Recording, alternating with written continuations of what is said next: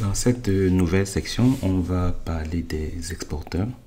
Donc, comme on l'a vu dans la partie architecture, les exporteurs vont permettre de présenter les métriques d'une ressource. Donc, lorsqu'on veut présenter, il y a différents mécanismes. Soit on est dans le cas où l'application a déjà intégré dans son fonctionnement des exporteurs. On a aussi d'autres cas où ce n'est pas possible et donc on rajoute à l'application un exporteur. Et en fin de session, on verra aussi comment est-ce que vous pouvez construire vos propres exporteurs. Donc c'est ce qu'on va voir dans la documentation de Prometheus. Donc lorsque vous allez dans exporter et intégration, donc vous avez le sommaire qui est là. Donc la première section, c'est les exporteurs disponibles.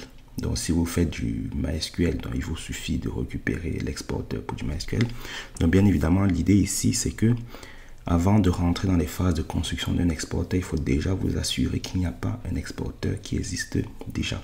Donc si vous travaillez avec du BigIP, donc du F5, il vous suffit de prendre l'exporteur pour pouvoir récupérer les métriques. Donc bien évidemment, commencez par regardez déjà dans la liste des exporteurs qui sont classés par catégorie. Donc vous avez la partie database, vous avez la partie matériel, vous avez la partie messagerie, vous avez la partie HTTP, vous allez retrouver du Apache, du HAProxy, du Nginx.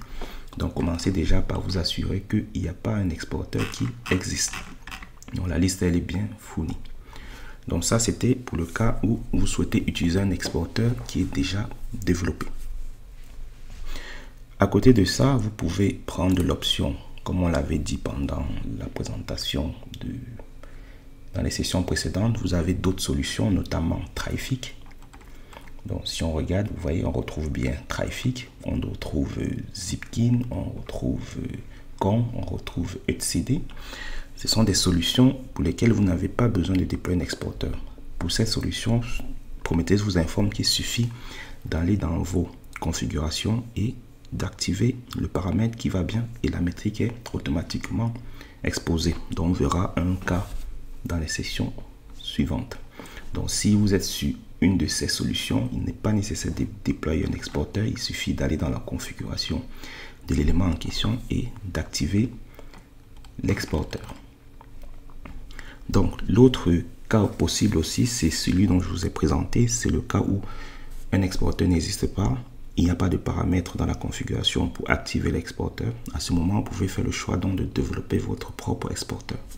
Et donc, pour vous faciliter le travail, soit vous faites un développement de zéro. Donc, à ce moment, c'est vous qui définissez la manière avec laquelle les données seront présentées en respectant, bien évidemment, le format Prometheus qu'on va voir dans les sessions suivantes.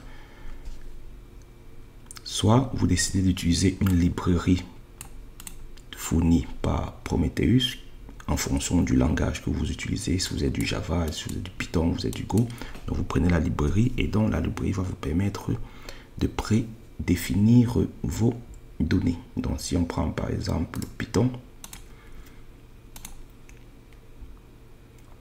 et que on va dans l'installation, donc on est sur du Python, donc on va utiliser du pipe pour faire notre installation et ensuite il suffira de renseigner les paramètres de notre librairie en suivant bien évidemment la documentation et on pourra générer des métriques. Donc comme j'ai dit, soit vous faites un développement de zéro, donc c'est vous qui structurez la donnée, soit vous utilisez ces librairies qui vont vous aider à structurer la donnée. L'avantage de passer par ces librairies, c'est que vous rentrez plus facilement dans les bonnes pratiques qu'on verra en fin de session.